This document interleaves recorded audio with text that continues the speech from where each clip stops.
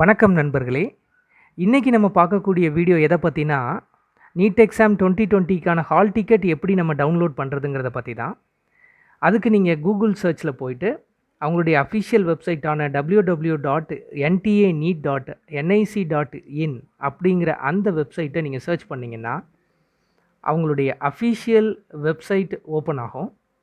அதில் நீங்கள் டவுனில் வந்தீங்கன்னா க்ரீன் கலரில் இருக்கும் டவுன்லோட் அட்மிட் கார்டு. அதை கிளிக் பண்ணிட்டீங்கன்னா அவங்களுடைய வெப்பேஜ் ஓப்பன் ஆகும். அதில் 4 பாக்ஸஸ் இருக்குது.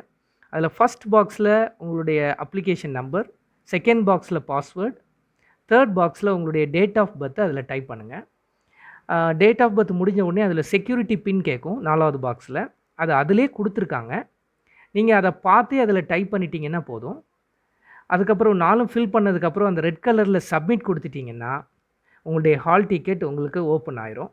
ரைட், அதில் 3 பேஜஸ் உண்டு. 3ஐயும் டவுன்லோட் பண்ணிடுங்க. Thank you very much.